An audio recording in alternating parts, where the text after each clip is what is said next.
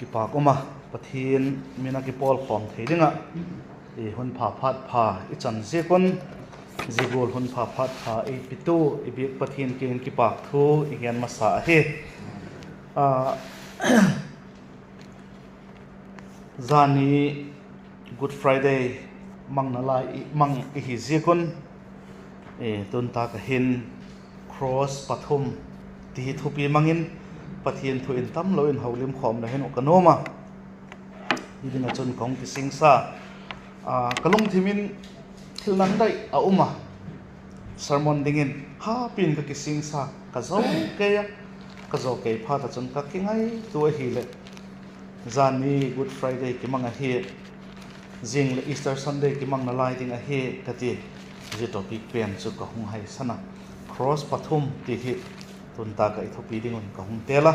je chu mang cha en je chu thopi mangin pathian thun holim khom le heno kanoma chanchin pha johanin a jek bung som le kona sang som le giat na pe ka chun pek zakhat som guk le giat na noi a he chanchin pha johanin a jek bung som le ko sang som le giat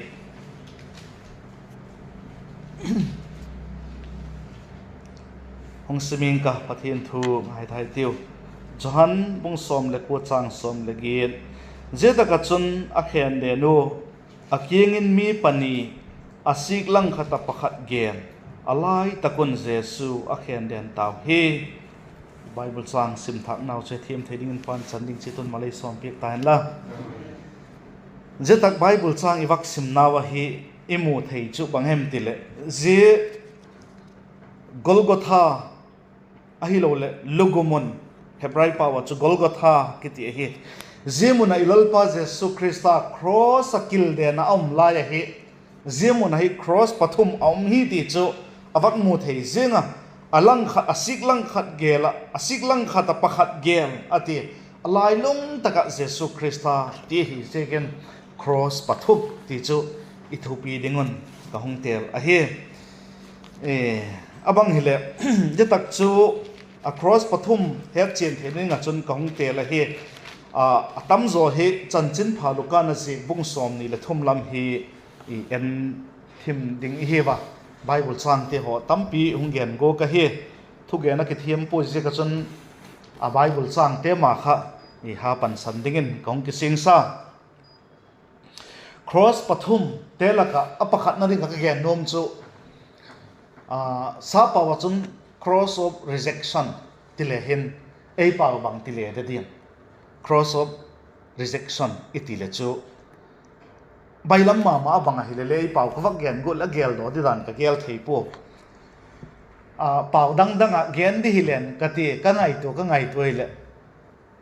chin te pawin gen di len chu akinol khin cross tilama kho thei di tivel ka gel ei paw chu alanol cross tile hin le ti theding danin khangai to na ahongoma cross pakhat na ding ka gen dom chu alanol cross tiding ka hi amin ninga chon je chu chanchin phaluka na jek bung som ni le thum chang som thum le kona khan alagena tol that a khet den tew la ka pakhat zo chun le ahun eng howa message chu la hi le hung ki huk damin la keimau le ei huk dam tan la ahun te ati tol that a khet den tew la ka pakhat zok chun le ahun eng howa zimi pa hin gilo a hi ki pom thei po gilo a hi lam ki pom nom lovin ka hi hiel tai ti nom lo hi le kilomin oma agil lo na zeka mata agil lo na zeka gota na pen kha apuang nat pi hi le kilomin a oma bang tigen len hoi da o gilo hi na zeka kimana kisoi sa hi tak na pen kha ponama ma jengol pi khop hi le kilomin dingin mu thei dingin ama pak ngai to leo chen mo ama hin ko ding cho ei kiman ki hen lang hi le zia chule la ki bol thena riding zile la ki ding zile ki bol ding tin lai tinom na lai hi le kilomin mo dingin ama alung ngai na hi ama lung ngai na hi khovel lung ngai na in alung ngaya tile hin ti thein tin ma ama hi khovel lungai nine alungaya thagau lam ki ngai tu na anei lo abang hi je across ilalpa jesu cross aki khet den laya alang khata umpa hin lungai na thagau lam ki ngai khok na thagau lam thil him ngai tu nai lo hi le kilomin mo dingin a the e bible sima hi le Korinthon ni na bung sagi chang som na khui sima hi le bangti nei ge nam itie hi le e bible chang ki chen tak ei gen chu thagau thunung bible nung sim thong ke chang som na chun pathian doi gola lungai na chun ho khin na ding lung he na asu in kisi ka umpoi khovel lungai nan wang thina asu zoi ate zemi pa hi khovel lungai na at lungai tile hinu ti theding in a ahi jacob bung khat na chang som lenga lam khai sima hele mihing te eima nok na kha thepa eima nok na kha hung khang git lo na chong pi tin tak le thina atun hi eite zebak chui lovin rom bung guk na chang som ni le thom khui sima hele git lo man chu thina a hi ate thagau lam kisik na nei lova taksa hak sat na thokte a hi lo le aboi na be kha ngai tu a hi chun ama ban chu thina a hi dan a ki chen ma zenga bible in again zom pek zel na chun galatia bung guk na khui sima hele galatia bung guk chang get na lam khui sima hele min atu gama a ding a hi ati chat a hi je ka chun je cross of rejection itidema cross ala nol pa tu ga chu kisi na lo thagau lam ki ngai tu na lo a hi je ka chun thinge ina a thi le a thi a hi ti chu imu theyo i he theyo hi ma je pa hin thagau lam kisi na nei poi ti the na je chu bang je khemi ti le ngai to leo chen ezo bible a hin chu Mesia chu la hi le ati bible masa zo khen le chen Christa chu la hi le tile ti ati sa pa wa kun le Christ among kita pathian chapa la hi le Mesia la hi le Christa chu la hi le ati te kha again nom ki bangin koi hitin ma I het hei thawa je ka chon again nom ki bangin koi hitin zemi pa hin Mesia chu la hi le a hi lo le pathian cha la hi le nang le nang ki su than long ki sudam la ke le I hudam tango ahong ti pathian cha la hi le ai lo Mesia chu la hi le ai lo le Christa chu la hi le ti pen he mo Christa tak san lo na kam pau alung thimin Jesus Christa chu atak sang tak poi ti het chat na kam pau a hi je bep chui lowen je kam pau chu satan kam pau a hi ti le hen le ti the hi bang je kin ilalpa Jesus Christa khovela len lai khan baptisma chan zo in gam ke wachon thep dingin thagawin apuita zia chun setanin athepa khan banga ge ne Christa chulahi le ahilo le pathian chapa chulahi le zia suang hi vai thum suk sakin la ne zieng tan la athi cha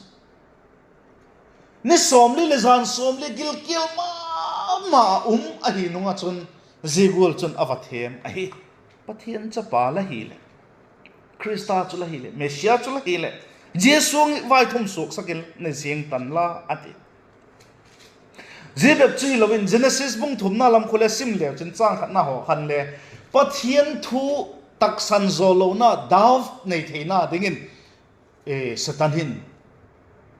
aim hing te ei them sek a them sek a hi ti I het min loading a hi tu zano na hin je ki patri zil nga ta yo ma jing chu bang hem ti le pathian thu neu cha hi le ginglel na taksan lo na la nei hi chun je chu satan ki pat a hi ti la het min loading a hi bible in je chu ti jing le kuti lom sam de na ti de wa doubt la nei mo ngai to la ngai to na la nei nge le je ngai to na pen kha satan in hong pi he ti la pom ding je choi pui Bible in again a hi je ka chu ka pom ding a hi ti ding mai a hi Bible thu hi mo pom hak sa tama chu Bible student te kidot na thu kha al he chet ding la hi me WhatsApp velin le media velin le ong ki thang ta tu ma de lam de kan ngapit John aval ding aval thu kha a hi tak sang thei ma lo professor kha chon tak sang thei lo hi je ka chon a student ten tak sang hi je ka chon a tak san lo dan tak san lo ding a hi dan again a hi le student pa chon ngapin zona aval hi ti khai lovin Bible a hin zona in ngapi aval hi kitil le tak sang ding ka hi ati ti he chon Bible a tak san dan chuma zigwala chu Bible chu a kizi kha tak san mai ding a hi hen khat te chuma ngapin zona aval hi lovin zona khan ngapi aval hi kitil le Bible a hi chon ka tak sang ding a hi ti chu zigwal kha pa chu pathian thui tak san ngai a chu ti lo hi le ti neu cha cha ze chule ze khil ze gol hi le tia lau thong na he mai lo gin lal na neu chai nei pen kha setan ki pat hi ut ma hi ti ze ta ka hin imo thei i he thei a hi ze gin lel na neu cha chun van gam hilovin god mun setan to kum khotong gen mai di la khom na ding mun ei tun thei hung tun thei hi ti kha la het min lo i het min lo ding wa hi setan hin mi hing te hi pathian to kum tong khom ding sanga alaw zo lo hi ama to kum tong mai di la ding kha adoi hi mai hi tu malam khan po do na thua setan tactic itidiam setan chalak na setan doha ti sermon in again tawa e kha langai khachit ang langai ingai kha ko tak mon again hi sin alangai kha saw so hi tawa pieng thak lo pia pieng thak te go la sak pieng thak lo pia ki thoina te hole bol sak pathian na sem thei lo dinga bukim lo dinga te chalak na mo setan chalak na kha zigul kha hi jinga hi ti kha i het saw a hi ziken ching thei taka i panding angai a hi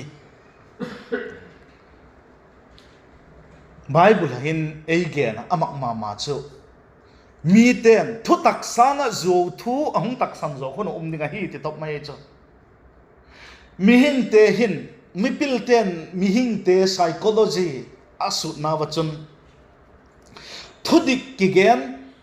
mi te atak san thei nau sangin thu zo ki gen atak san thei nau alien zoi hat zoi ti top mai chu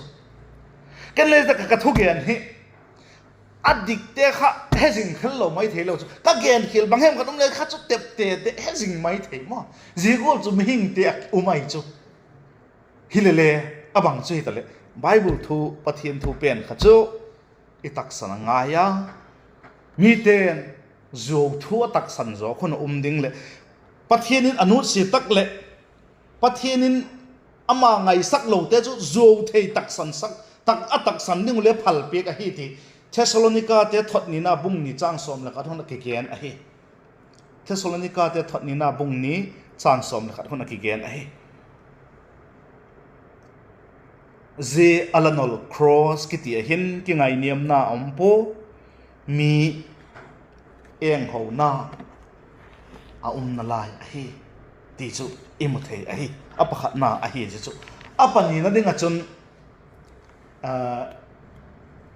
cross of reception ma cross alapom cross ti alapom cross ti le hin he thim thina cross ka chu cross of rejection hi cross khat pen chu cross of reception ma alapom tu cross ti tin chanchin phaluka na jekbung som ni le thom mama chang som le pat som ni le ni tiang kha isima hi le akigena apakhat zo himale pakhat zok chun ahun gaya pathian la lau pomo ama to thiam lo channa ke bang taka gota hi ei hiwang I chanding him a hin I thil hi man chu imu a hi ama hin wang bang ma hi khiel pui ati je zo chun jesu lagam la tun tak le e hezing no ati zetaka cross of reception alapom cross iti pen a hin chu imu thei chu pathian alaw a hi ti chang som ni na isim naw chun again hi pathian lalaw pomo ati la chu aloi pa eng ho pa kieng kha gen hi zikit pathian lalaw pomo ati khan aman chu pathian alaw hi ti ki mu thei nga la chu ma ama khan pathian aki cha alaw respect a hi lo le zana ane hi ti chu imu thei hi i bible in bun chom in thung lui hun line thupil te mai hun level thum veli lama zika lalpa lau chu pil na bulahi a hi lo le lalpa lau chu chit na bulahi ti ho ala kizika zi cross of reception apena hin cross alapom cross apena hin chu bangkim top na chu pathian a hi ti he hile kiloma thil zo si top na vai hom ding chu pathian a hi ti het na ni hile kilomin a a hi ti imut hei a hi ma aman je chu amut hei a he chin ma hile kilomin a hi ama hina ki het chin ma khat ama thin alapom cross iti na pena cross of reception ama sa pen chu pathian alaw hi iti apani na ding a chun khovel dana thim lo chang suak chak na ding nei lo a hi ti a ki het a hi khovel dana thim lo chang ta cross a thiding a kil den a hi ama ading a chu suak chak na ding kinep na dang ta lo hi ti a ki het chin ma jing hile kilomin a a hi chang som li na isim na kan ma ama to thim lo channa ki bang taka god ta ium hi ati god na te amu chin he chin ma zinga chule ama hin apathum na dinga zipa hin a he chin ma kit ka chu gilo mi gilo a hi a he chin a hi chang som li khat nai sim na kan ei hi wang I chan ding hin a hin ithil hi man chu imu a hi atis migilo a hi a he chin a hi migilo a hi a ki mu chin ma a hi ti imu the a hi aban dinga chun apalina dinga chun zi cross al pompe na apalina dinga chun thitak a hi ti a ki het a hi ma thitak a hi ti ki het a ki het a hi hi chan ding him a hi ama hin wang bang ma hi hela nei poi ati atin lai thitak hi a ki het a hi chule apanga na ringa aman het chen ma chu jesu chun jigul tinga god na ding khopa git lo na chu anei poi ti le a hi I bible chang na ki gen a hi aman wang bang ma a hi hiel a hi hiel poi ati chu bang ma a hi hiel poi ati amu chen ma je a hi cross aladol pa gol lo taka khan jesu christ a hin ginglel na him ama hin anei po jesu christ chu ginlel na taksan la na him anei po atak sang ma zenga ama le akimu chen ma zenga hi ti le hin ti thei a hi ma apathum na le top na dinga chun alatan do cross ti le hin cross of redemption the redemption cross ti le hin ti thein tin alatan do cross ti le hin ma chang som ni le thum na chun jesu na kengin ti tak zatin kahil la hi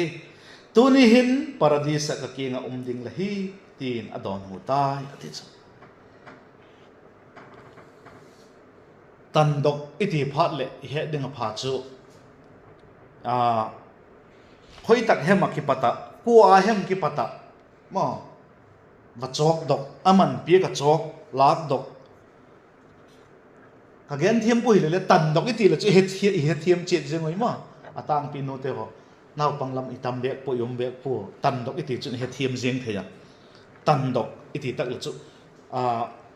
aman pi ka chok do ti na a hi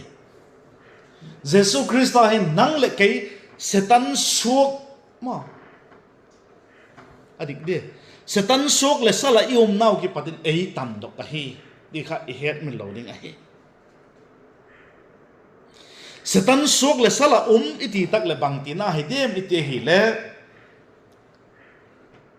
git lo na adim git lo na git lo na a zo a ihina ke parin ei tan doka ze ei tat do na denga man git lo man chu bang hi em iti le i bible na gena git lo man chu thina a hi ati Jesu Christa chun cross a thi in nang le ke ei tan a hi ti i het min lo ding a hi rom bung thum chan som ni le thum na hin hitin a kizi ka ei tat do na toki sayen hung siming ka rom bung thum chan som ni le thum na chun mizo sian thil hi khial zo tak je kun pathian lo pina chang zo talo a hi ati mo ji kha tat do ingai na pathian lo pina chang zo talo mo ji ka chu tat do ngai hi na again chang som ni le lina ei tat do na dan chu Krista Jesu tat na zala chun ati ta chu mo Krista Jesu tat na zala chun a he pina zikin athona thiam chan sak I hitaw hi ai kisu ilalpa Jesu Christan ei tat na zala chun athona thiam chan sak I hiu ti chang som ni le lina ei tat na alo pida imu a hi jebep chui lovin Galatia bung thum chang som le thum khun le gena Galatia bung khat na khun le ala gen kita Peter tho khat bung khat chang som le git lam khun le ala gena ilalpa Jesu Christan ei tat do hiu ti amu thei het thei dingin a a hi the cross of redemption atan do cross a penin the alapom cross a ala don hu na bang hi em ite hi le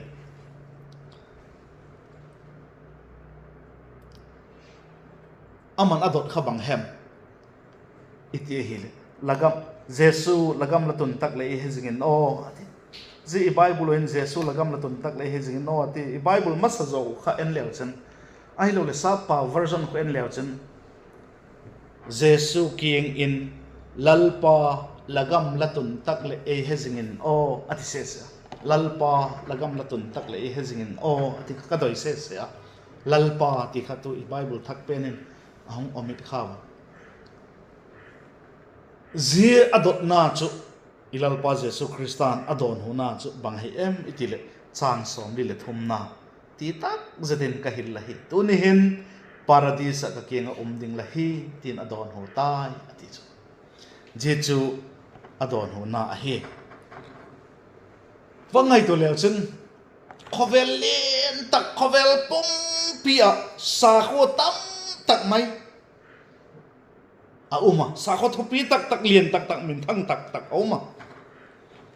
ziete ho chun zie taka Bible changa tonita ka iwak sim anunong pen luka bung som ni le thum chang som li le thum na go le mu ding a lo a he tuni hin ka kenga paradise in tan lakitina sa kho le khabudang a lo a he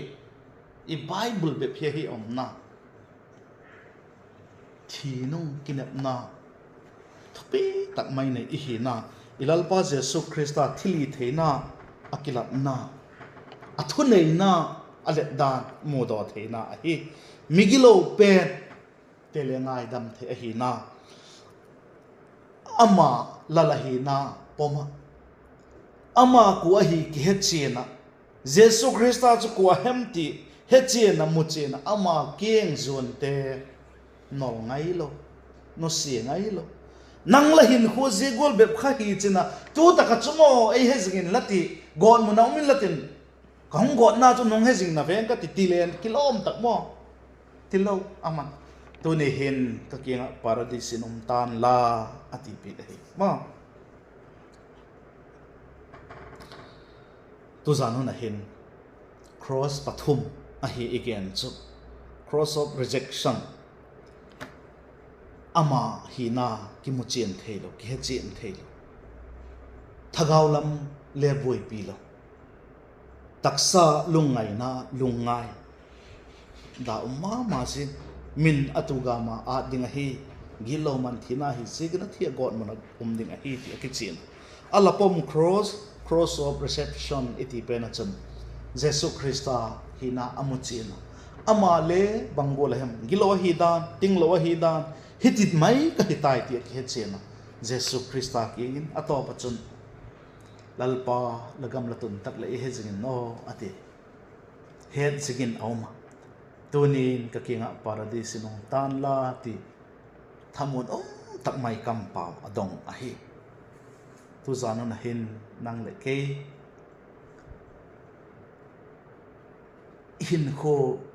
mat tawzel na wa hin Christian hin kho mat tawzel na wa hin bangol hin kho imang cross ala pom lo ala reject ala no cross pa hin ko mat gol chun imang tolem ai lo ala pom cross hin ko ala mang pa gol chun imangem ti ki an thakitin ji chun ikum tu munding asiama kumtu nga van gama pathian king ki pa man tam tak mai san ding ting a hom pha he Christian lo lak hile chu khoi jok chu la pomem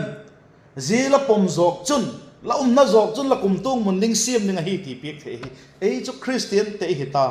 Christian hin khu imat na chun khoi jok hin imang zo em ti kha enin ilal pa Jesus Christa nai semin a happy na alet dan a phat dan te ho hedok semin hin khu ei ma ki he chen khoma hin khu manga pathian doi dan atam thei pen sem dok thei digin athui gen thak teu chupan chanling cheton malai som ki tan la pa chapna nen ka pa sapitiu happy na adim kabi ko le kabelu pa pathian kalal pau Jesus Christa ka git lo manu pedinga cross ahung thi lion aveilam le achang lamin migilo pani denin aum hi ti lathu in kamuwa zete chu pakhatin kalal pau Jesus Christa ahechin pu tak sang pu ama le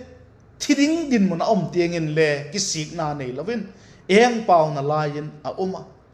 athia god mun om ding chu a hiding mong a hi mai tai a hin la alang khata chu migilo ki khen den ki khai jin himale le ama a ki hechina kalal pau Jesus Christa ahechina lalpa lagam latun takle ehesing no ati kalal pau Jesus Christa in tunin kakingin paradise in umtan la ati peka zigol lo ma happy na lo pin nei kalal pau Jesus Christa ka gilo zo siu po gilo na him nei lo cross ahung thi nangma kalal pau la hi sekin lamin lo pi chohen lakingin ki pak thu again wa he hepa lấy happy la chapa chang khat nei sun lei pi kum khatung ge han mei di la go ta uma anai asai ti ding lai te nangma keng katun theina dingo ei tan dok nangma la chapa chang khat nei sun it lo la hi sekin la happy na alo pi avelin la king ki pak thu ka gen wa he ka hin kho ki en chen thak ki ta zego lo ma huk dab na lo pi a lei tat ka hi naw ki mu china kanisin hin kho te ho hi ze migilo cross ala pom lo pa hin khomat gol mang talova cross akalal pau Jesus Christa ala pom pa hin khomat gol mang to thei digin hun chom cha hi zeng le ama hin khomat gol ke mau ki hechena gilo ka bol te kisika kalal pau adinga hin kho manga kalal pau nei het jing dinga lungthim tu sam doi na te nei thei dig nangin ei pan pi che din la pan pi na ka hondon kin bako he a chuti lo hi chun pa mi ta ka mu le bil ka he te hin thep nai pui lut sek te ka hi be je ka chun nang man ei veng bit jing ding nang ma khotin khon ki kol sak kin bako he ha pa ka hin kho bang chan ding ke he po nangin na lai ding la ti chan he nang ma doi da le nang ma tep te ta nang ma keng ka tun pha khong tun pha tol ki pak man le piek ding te ho sem dok thei dingin kain kho mang thiam thei ding nang ei pan pi chit in ti in